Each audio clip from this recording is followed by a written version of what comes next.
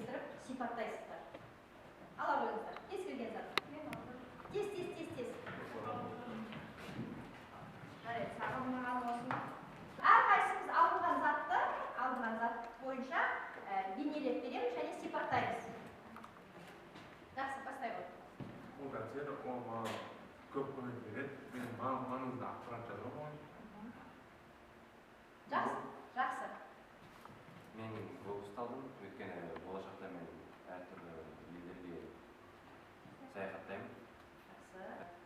Бұл кактус, гидроздық декорация. Неге оны алдыңыз? Сипаттап беріңіз. Не алдым десем? Әдемі. Әдемі? Ұнайды. Жақсы. Бұл менің қорқабым. Мен бұны музыкасында көремін. Мен жалып кетейін. Жақсы. Бір екіге санап, екі топқа бөлейік.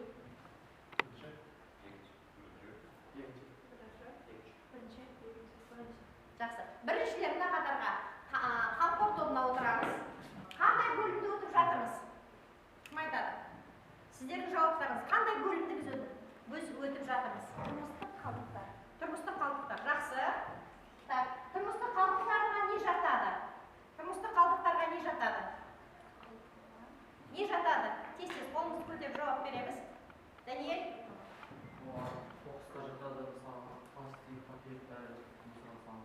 Жақсы, қаттырақ жауап беру керек, жақсы ма? Жарайды. Жақсы, екінші, негізгі қалдықтар немен шығады? Негізгі қалдықтар неден шығады? Негізгі қалдықтар. Қай жерден шығады? Тұрмыстық жағдайда шығады, жақсы. Сосын, өндірісте шыға ма? Жақсы. Тағы да қай жерден шығады? Тез жауап береміз. Зауыттарда, фабрикаларда, жақсы. Қоқыстарда шығады, жақсы. Енді келесі сұрақ, қауіпті қалдықтар қай жерде көп шығарылады?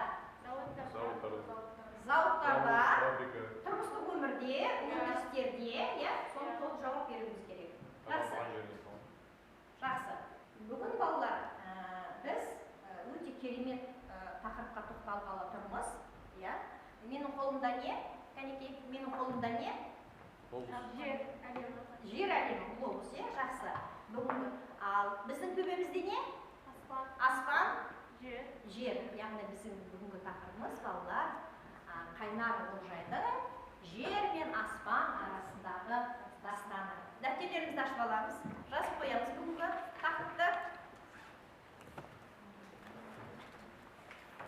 Тез жазып аламыз. Жер мен аспан дегенде көздеріңізге не елестетесіздер? Жер мен аспан дегенде көздеріңізге не елестетесіздер? Даниэль? Мысалы, аспанға қарасақ, көреміз. Күн нұр шыққан, бостан көбірауымыз мысалға біз. Еркіндік, бостандық. Жақсы. Ал жерді көрген? Тәуелсіз мемлекетпіз. Сондықтан да қараған кезде біз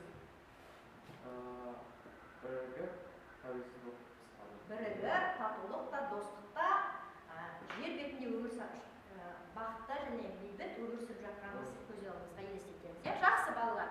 Бүгінгі тақырыбымыз белгілі болды. Енді балалар, бермен қараймыз. Бүгінгі сабақтың мақсаты прозалық шығарманы тыңдау, шығармада көтерілген жалпы адамзаттық мәселені айқындау.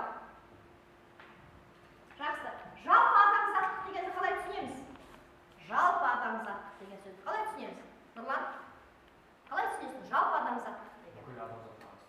Бүкіл адамзатқа қатысты. Дұрыс айтасың. Мақсатпен жұмыс істейміз, Енді мақсат сіздерге түсінікті ма? Енді бүгінгі тақырыпқа байланысты бізде түсіндірмелі сөздік арқылы балаларына сөздерге көңіл бөлейік. Түсіндірмелі сөздік арқылы. Жихаттылық, ұқыптылық.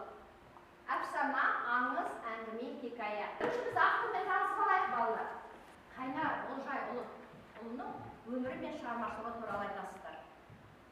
1 минут уақыт берем. Кәне? Кім айтады? Азат, айта ғой. Кім екен бұл кісі? Қайнар Олжайұлы. Продюсер. Туылды, дүниеге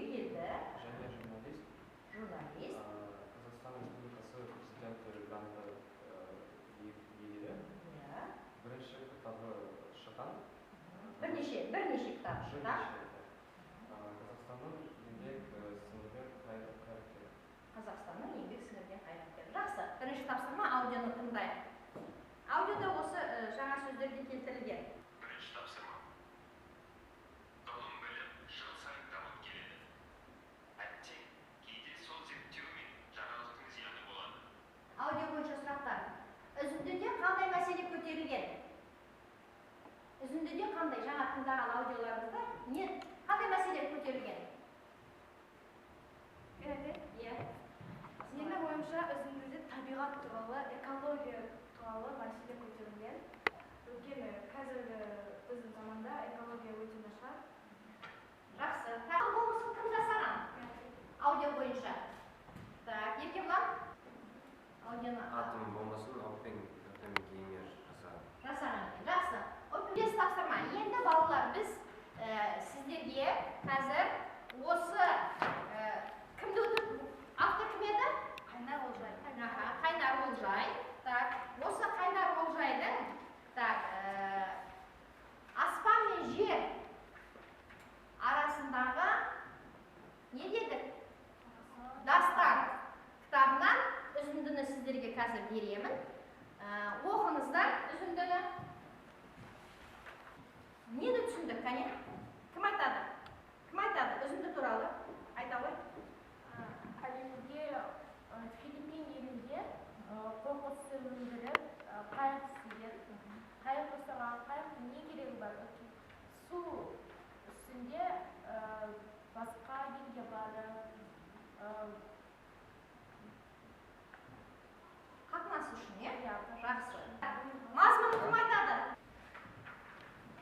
Қазіргі кезде көптеген қоқыстар тасталып жатыр. Олар көбінесе бізге зиян. Сондықтан да басқа елдерде, шетелде өте тиімді пакет жасаған. Ауаға шыдамды. Және де ол көбі қымбат деп жатыр. Бірақ ол бізге өте пайдалы зат деп ойлаймын. Енді арамыздан кезбе тілшіміз бар. Кезбе тілшіміз сіздерге кез келген сұрақты қояды. Сол сұрақтар бойынша сіздер жауаптарыңызды айтасыздар. Осы үзінділер бойынша қоюыңызға болады, автор бойынша қоюыңызға болады.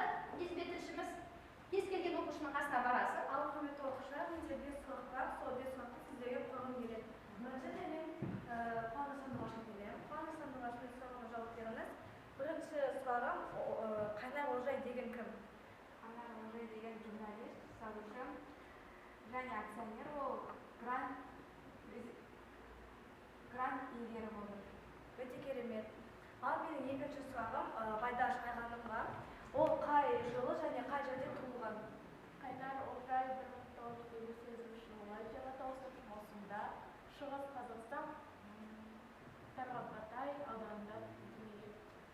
Өте керемет жауап. Менің үшінші сұрағым Перизат деген оқушы болады. Афсана деген не? Афсана деген не? Афсана деген не? Қандай мағына береді түсінік? Ол аңыз туралы. Дұрыс па? Афсана дегеніміз не? Афсана дегеніміз не? Дұрыс. Аңыз, әңгіме, мақала деген мағына береді. Жақсы, тағы. Тағы менің сұрақтарым бар. Мен Нұрлан деген оқуға қойғым келеді. Нұрлан, осы Қайнар Олжайдың қандай бір әдемі және күшті еңбегі бар? Қайнар Олжайдың жер мен аспан арасындағы дастан деген пермеш шығармасы бар. Иә, өте керемет. Және ең соңғы сұрағым мен Даниэлге қойғым келеді. Осы үзінді туралы не айтасыз? Сіздің пікіріңіз? Жер мен аспан бар. Жер мен аспан көрінісінде мысалы ол жақта өте жақсы көрініс. Ол қалай айтсам болады, пайданың да зиянын да әкелуін көрсетеді. Жарайды, осы жауаптар мен өзіме аласам.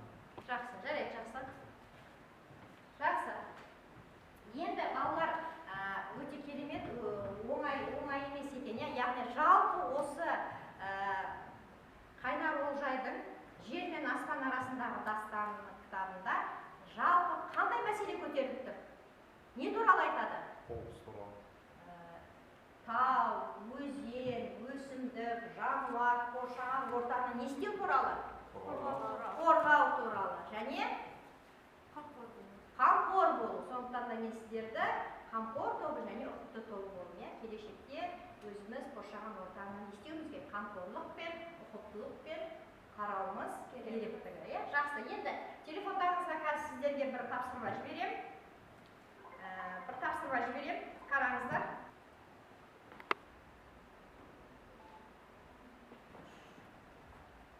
Қандай сұрақтар болды? Су қоректілер.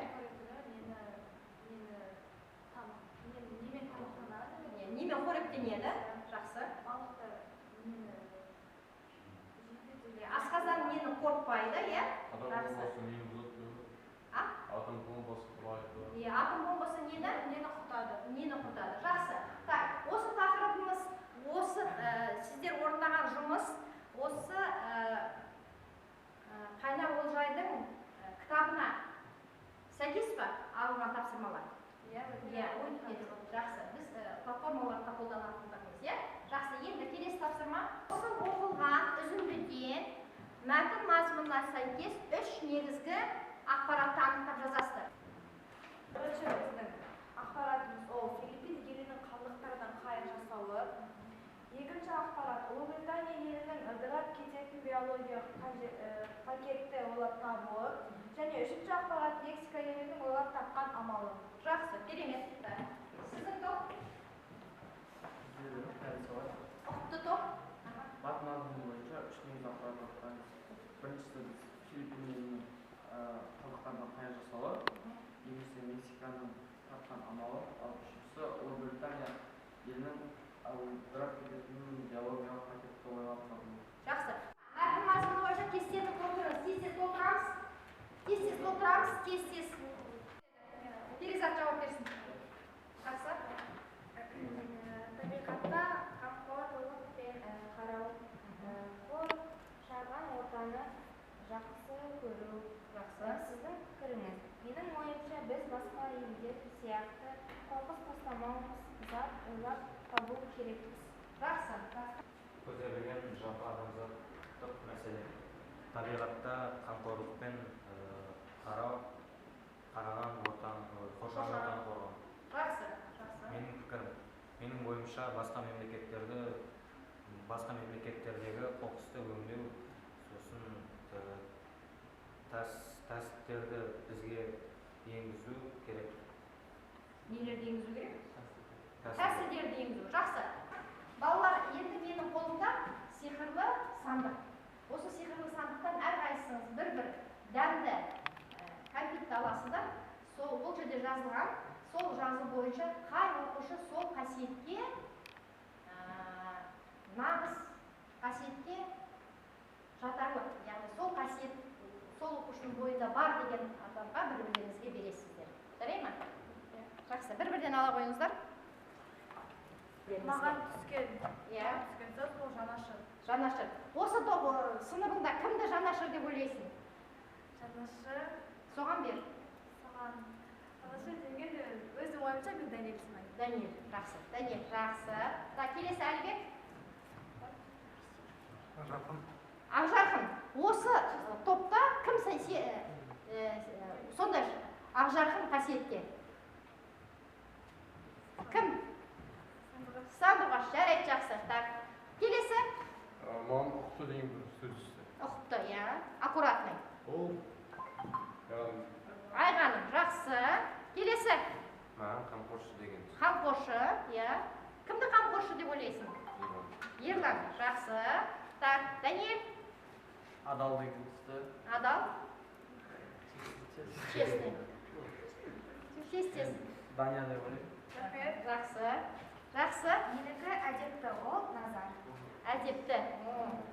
Әділ. Әділ. Әлібекке жақсы. Олар осы қасиеттер сіздердің ойларыңызда болғанын мен қалаймын. Жарай ма? Жақсы. Бүгінгі сабағымызда не өтті? Кімді өтті? Жер мен аспанның арасындағы дастан. Жақсы. ол бүгін демір атының болмысы секілді. Жақсы. Тағы да не өттік? Табиғатты қорғау. Табиғатты қорғау. Ластамау. Қоршаған ортаға, тауға, өзенге, жануарларға, қоршаған ортаға қамқорлық көрсету, иә? Ұқыпты болу.